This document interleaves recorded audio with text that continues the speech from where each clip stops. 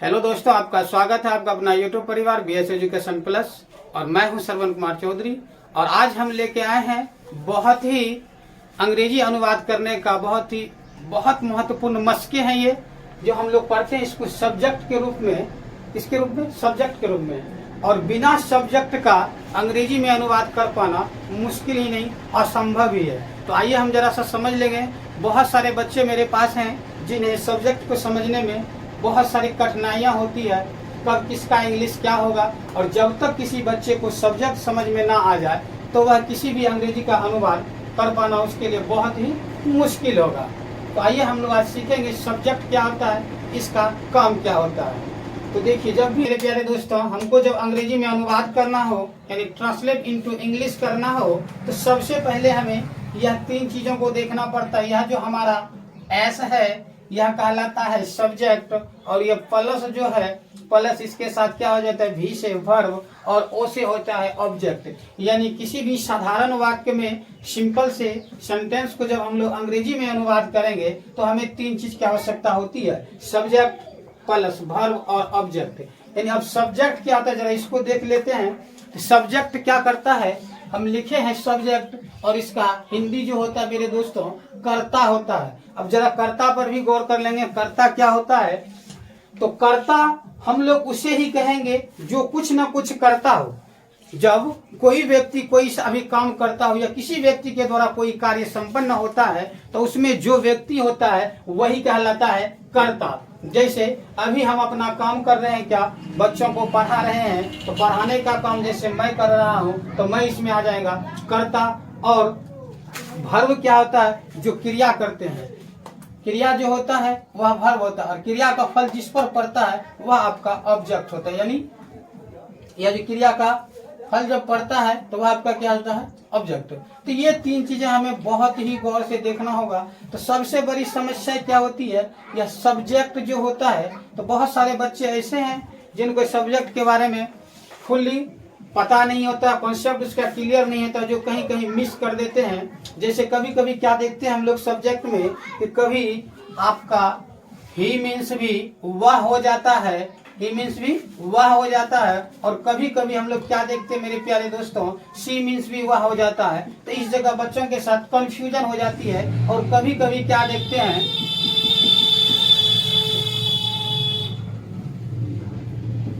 यह आपका लिखे HIS हिज, हिज मीन्स भी होता है उसका उसकी उसके, और हर में भी होता है उसका उसके उसकी। तो कभी कभी ऐसे सब्जेक्ट हमारे सामने आ जाते हैं तो बहुत सारे बच्चों को परेशानियां होती है। तो आज हम इसी चीज को यानी सब्जेक्ट का जो होता है फुल्ली कंसेप्ट क्लियर करेंगे।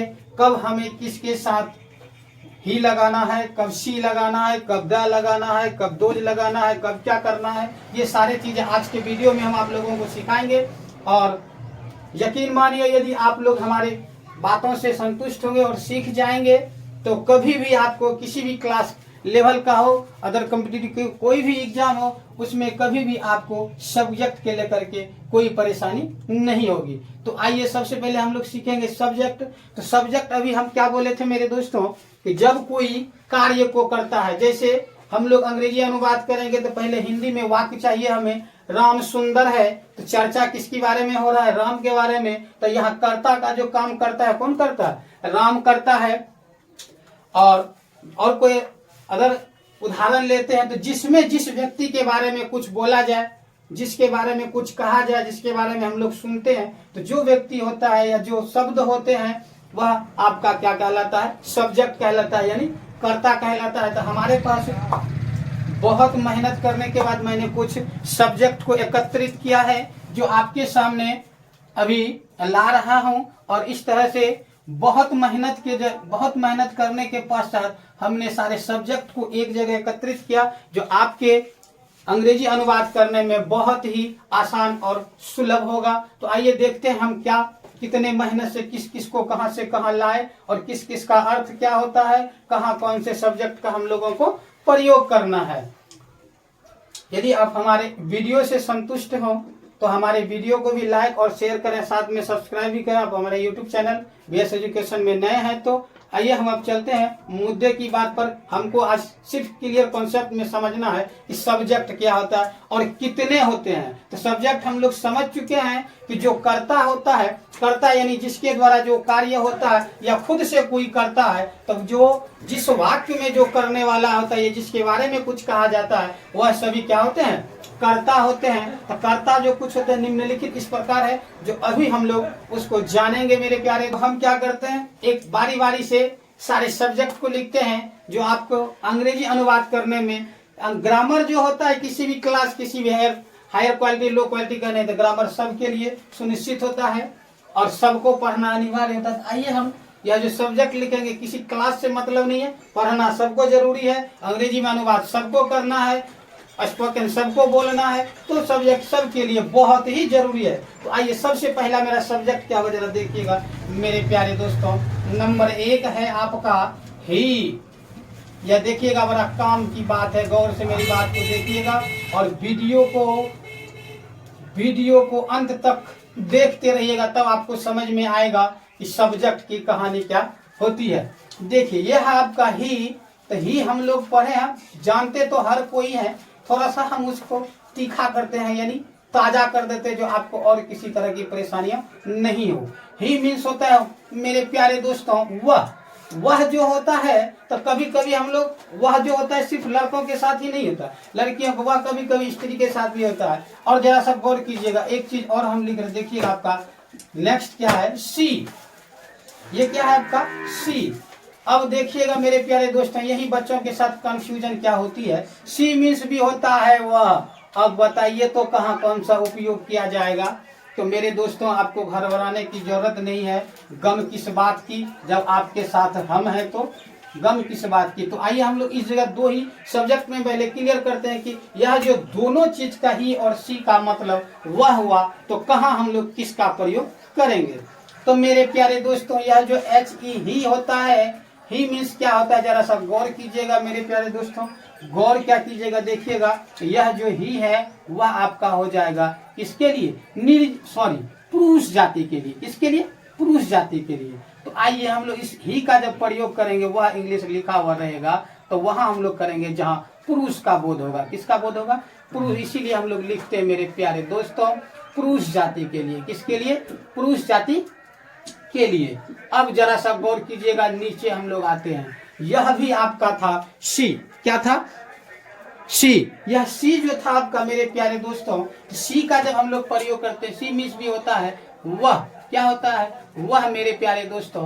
तब देखिएगा सी कहाँ प्रयोग करते हैं, जब हमें वाक्य में स्त्री का बोध हो। किसका बोध हो, स्त्री का बोध हो। तो देखिए स्त्री का बोध जब होगा, ये आपका हो गया स्त्री जाति के लिए, यानी स्त्री का बोध हो। जैसे अभी हम कुछ उदाहरण भी आपके सामने लेंगे जाति के लिए। जरा गौर से हमारी बातों को सुनिएगा और वीडियो छोड़ के भागिएगा नहीं तो समझ में नहीं आएगा।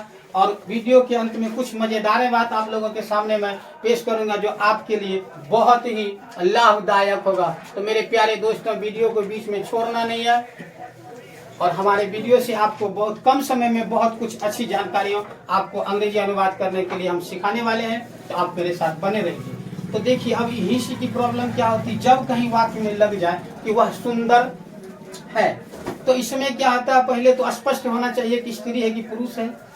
तो उसमें कुछ कठिनाई हो, जैसे वह जाति है, वह जाति है, तो ती जैसे ही लगता है तो हम लोगों को समझ में आ जाता है कि स्त्री जाति का बोध होता है। किसका बोध होता है, स्त्री। वह जाति है, ती आ जाता है स्त्री का। तो उसमें हम लोग क्या करते हैं, इस सी का प्रयोग करते हैं। क्या करते हैं, इसमें सी का प्रयोग। और कभी कभी क्या आपके सामने आ जाए कि वह जाता है, पढ़ता है, खाता है, खेलता है, तो जैसे ता आएगा तो हमें पता चलेगा इसमें पुरुष यानी लड़का का बोध हो रहा है। तो हमें इसका प्रयोग करना, ही का प्रयोग करना है मेरे प्यारे दोस्तों। चलिए ये दोनों चीजें आपके लिए बहुत ही आप लोग बड़े आसान तरीके से सीख चुके होंगे। अब नेक्स्ट आते हैं हम लोग क्या होता है। तो तीसरा क्या है देखिएगा जरा गौर से मेरे प्यारे दोस्तों, यह है आपका तीसरा। देखिएगा तीसरा जितने सारे सब्जेक्ट होते हैं मैं सबको एक जगह ढूंढ कर आपके सामने पेश करने वाला हूं, ताकि आपको किसी भी अंग्रेजी अनुवाद करने में कभी सब्जेक्ट के बारे में सोचने की जरूरत नहीं होगी। तो ये आइए हम लोग तीसरा क्या करते हैं जरा देखते हैं। ये है आपका आई। आई मीन्स क्या होता है मेरे दोस्तों, सबको पता है। थोड़ा सा हम इसकी यादें को तीखा कर रहे हैं। आई मीन्स मैं, इसमें आपका कुछ भी नहीं होने वाला है। तो यहाँ जहाँ होगा तो वो होगा। ये था आपका तीसरा। अब देखिएगा चौथा क्या होता है मेरे दोस्तों, जरा देखते रहिए, जाना नहीं है, वीडियो को छोड़ना नहीं है, पकड़ के रखना है जब तक हमारी क्लास ऑफ नहीं हो जाती है। तो आइए आपका क्या हो जाएगा मेरे प्यारे दोस्तों। अब ये है यू। ये क्या है आपका यू देखिएगा क्या होता है यू, वाई और यू मीन्स देखिएगा क्या क्या आपका हो जाएगा, बड़ा गौर कीजिएगा थोड़ा सा। यू मीन्स क्या होता है जरा देखिए मेरे प्यारे दोस्तों। यू मीन्स क्या होता है यू मीन्स क्या होता है, ले लीजिए। यू मीन्स क्या होता है, बहुत सारे हिंदी कर्ता का इसका इंग्लिश होता है यू। आपका जरा देखिएगा क्या सब होता है, जरा देखिएगा। यू मीन्स क्या लिख सकते हैं हम लोग, देखिएगा तुम कोमा, तुम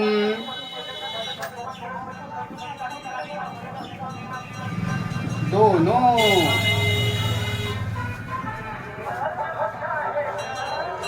तुम लोग।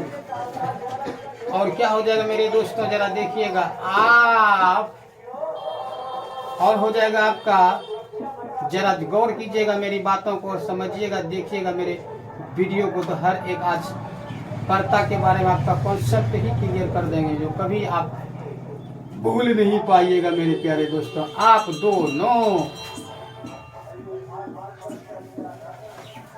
दोनों और हो जाएगा आपका आप लोग। देखिए मेरे प्यारे दोस्तों कितने चीजें होती है सिर्फ यू का मतलब। जहां आपको वाक्य में तुम दोनों, तुम लोग, आप दोनों, आप लोग नजर आए तो हम लोग यूज किसका करेंगे, यू का करेंगे। किसका करेंगे, यू का करेंगे मेरे प्यारे दोस्तों। चलिए अब नेक्स्ट क्या है आपका, जरा उसको भी हम लोग देख लेते हैं। नेक्स्ट क्या है, चलिए आइए देखते हैं नेक्स्ट क्या है। ये है आपका number 5 your, YOUR your.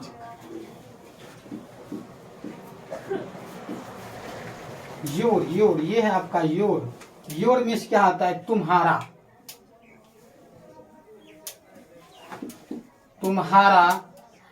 Coma आपका। जब ऐसा कुछ नजर आए तो हम लोग क्या कर सकते हैं, योर का प्रयोग करेंगे। चलिए ये आपके सामने 5 सब्जेक्ट हो गया। चलिए अब नेक्स्ट है आपका क्या, जरा देखिएगा।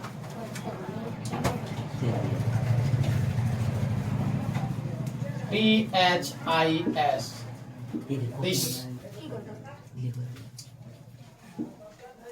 दिस देखिएगा सर, दिस मीन्स क्या होता है, दिस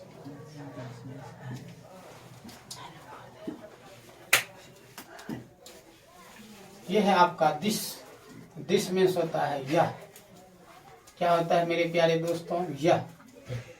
दिस मीन्स यह, दिस मीन्स यह। अब देखिएगा जरा से क्या होता है नंबर 7 आपका। कुछ बातें हम लोग अभी करेंगे।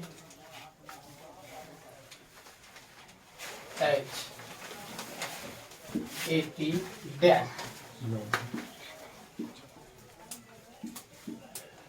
डेट मीन्स होता है वह।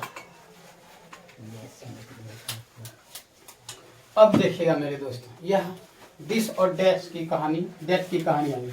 तो दिस मीन्स होता है यह, कब, जब पास की वस्तु हो तो और दूर की वस्तु हो तो डेट का प्रयोग करते हैं। यानी यह दोनों जो करते हैं यह निर्जीव जाति के लिए हमेशा करते हैं।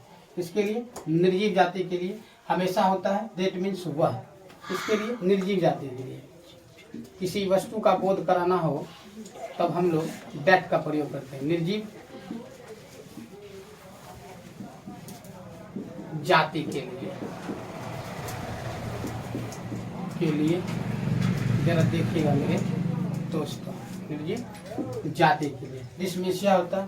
और कभी कभी क्या होता है, दूर की वस्तु के लिए हम लोग दैट का प्रयोग करते हैं, दूर की वस्तु के लिए। तो कभी कभी दूर में कोई वस्तु का जब हम लोग संबोधन करेंगे तो दैट का प्रयोग करता है। यह जो होता है, यह दिस मीन्स यह एक बकरी है, यह एक गाय है, यह एक कलम है, ये पास की वस्तुएं होती है तो हम लोग करते हैं। लिखे या ना लिखे कोई बात नहीं। यह था हमारा 6 और 7। अब 8वां देखा होता है तो कभी आप लोग सुनेंगे ईट का प्रयोग, IT ईट। अब कभी कई बच्चे लोग को पता है ईट माने खाना, ईट होता है लेकिन उसका स्पेलिंग चेंज होता है, दूसरा होता है EAT ईट। तो ये आपका आ गया ईट, क्या हो गया ईट। अब देखिएगा इस ईट का मतलब क्या होता है, ईट का मतलब क्या होता है। और हमेशा ईट का जो हम लोग प्रयोग करते हैं तो जहाँ समय का बोध होता है, समय का बोध कराने के लिए हम लोग ईट का प्रयोग करते हैं। किसका? ईट का प्रयोग। इसका मतलब होता है इसका,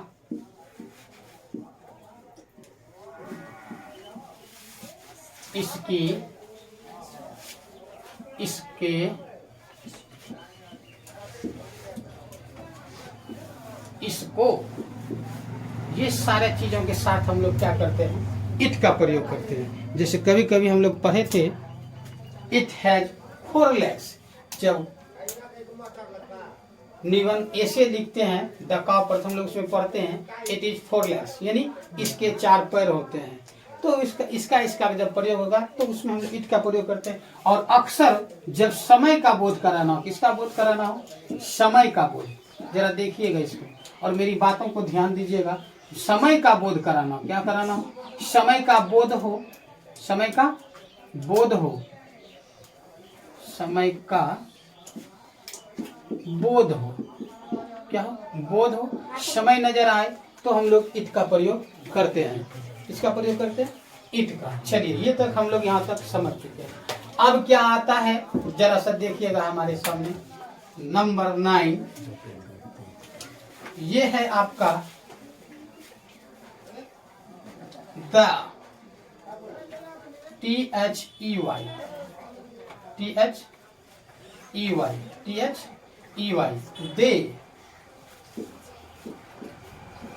दे मीन्स देखिएगा क्या होता है, वे लोग। क्या होते हैं मेरे प्यारे दोस्तों, वे लोग। जहाँ कहेंगे वे लोग अच्छे हैं, वे लोग दयालु हैं, तो जहाँ भी वे लोग की चर्चा होगी वहाँ हमारा हो जाएगा दे, THEY, दे मेरे दोस्तों। अब क्या होगा जरा 11 भी हम, और आपको कभी भी अंग्रेजी अनुवाद करने में अब सब्जेक्ट में कोई परेशानी नहीं होगी। जिसका जो भी होता है वह हम आप लोगों के सामने ले आए हैं, इसमें कोई किंतु परंतु की बात नहीं है मेरे प्यारे दोस्तों। और कहा क्या गया जरा सुनिएगा, सब्र करो मेरे दोस्तों, सब्र करो मेरे दोस्तों, अभी मेहनत जारी है। सब्र करो मेरे दोस्तों, अभी मेहनत जारी है, वक्त खुद कहेगा अब आपकी बारी है। तो हमारे दोस्तों मेहनत करते रहिए, सब्र रखिए और खुद से समय आपको कहेगा कि बाबू मेरे अब आपकी बारी है। तो मेहनत जारी रखना है और अपने आप में सब्र को भी रखना है, तो हम किसी भी मंजिल मुकाम तक पहुंच सकते हैं। ये 10वां है आपका THOSE, दोज। क्या है ये आपका दोज। इसका देखिएगा इंग्लिश क्या होता है मेरे दोस्तों, ये हो जाता है आपका वे कोमा वे सब, वे सब। चलिए अब है आपका 11 नंबर दिज, THES। ये हो जाएगा आपका मेरे प्यारे दोस्तों दिज। दिज मीन्स क्या होता है जरा देखिएगा, ये और ये सब, ये सब या ये सभी भी लगा सकते हैं आप, सभी यहाँ भी वे सब भी हो सकते, सब हो सकते हैं। चलिए कोई बात नहीं।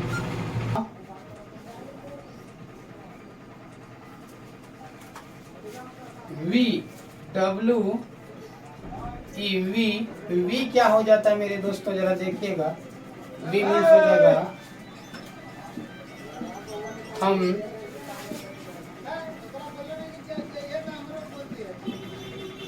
हम दोनों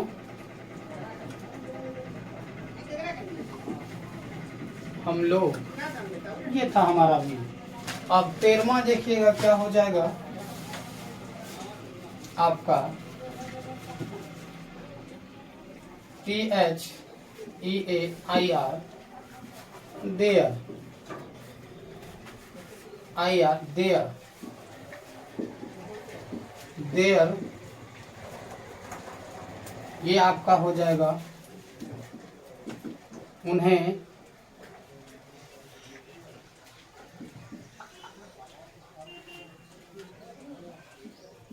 उन्होंने,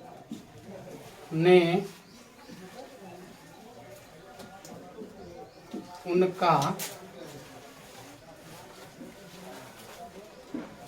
उनकी, उनके, यह जो हमारा हो जाएगा मेरे दोस्तों, ये है देयर का, उन्हें, उनका, उन्हें।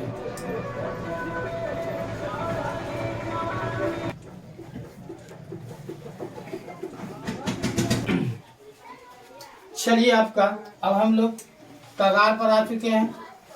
नंबर 14 है हमारा आवर। क्या होगा? Our, OUR, our. Our means क्या होता है? हमारा। क्या होता है? हमारा। मेरे दोस्तों देखिए, यह जो जितने भी सब्जेक्ट हम लोग लाए बहुत ही मुशक्कत के बाद एक जगह एकत्रित किए हैं। तो आपका भी परम कर्तव्य बनता है मेरे दोस्तों कि हमारे वीडियो को लाइक और शेयर करते चलें। ये आपका परम कर्तव्य है, सो करते रहिए। और नेक्स्ट है आपका 15 अस, US, अस। अस मीन्स क्या होता है मेरे दोस्तों, जरा देखिएगा। अस मीन्स क्या होगा? हम लोगों का। क्या हो जाएगा? हम लोगों का, हम लोगों का। तो ये बहुत सारे होंगे, 15 बहुत काफी आपको किसी भी क्लास के लिए अंग्रेजी में अनुवाद करने के लिए बहुत ज्यादा है मेरे दोस्तों। इससे बाहर अब नहीं आएगा। बहुत सारे सब्जेक्ट हम लोग लिख चुके हैं और इससे बढ़ के, इससे ज्यादा कोई सब्जेक्ट है ही नहीं। तो मुझे आशा और उम्मीद है आप लोग सब्जेक्ट को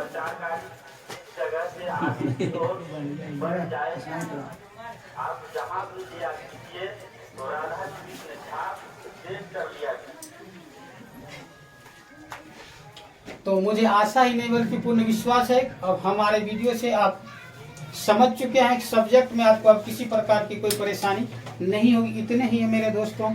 आप एक बार याद कर लो, जिंदगी भर मत भूलो। ये आपके लिए रामबाण सिद्ध होगा, जो एक बार याद करने के बाद आपको हमेशा उपयोग में लाना होगा। चलिए दोस्तों, यह था आपका, इतना ही बहुत ज्यादा है। इतने से आप किसी भी अंग्रेजी अनुवाद में सब्जेक्ट को निकाल सकते हैं, समझ सकते हैं। और इसके पहले हम वीडियो डाले थे EJMR प्रेजेंट टेंस के लिए किस तरह से प्रयोग करेंगे, वह आप जाके देख सकते हैं। तो अब उसमें समझ जाइएगा EJMR का प्रयोग प्रेजेंट टेंस में, वाज वेयर पास्ट टेंस में और शैल विल फ्यूचर टेंस में। ये सारे वीडियो पहले डाल चुके थे। तो यह था आपका सब्जेक्ट। अब हम नेक्स्ट वीडियो में आएंगे, नेक्स्ट टॉपिक वर्ब को लेके, फिर आएंगे ऑब्जेक्ट को लेके। तो हमारी आज तक की मुलाकातें जो है यही तक होगी। यदि आपको हमारे वीडियो से आप लोग संतुष्ट हैं तो हमारे वीडियो को लाइक और शेयर करें। और साथ में यदि आप हमारे YouTube channel BS education plus में नए हैं तो हमारे चैनल को भी सब्सक्राइब करते रहें। लेकिन एक चीज मैं बताते जा रहा हूँ कि कहा क्या जाता है, पानी में जो आग लगा दे जवानी उसे कहते हैं।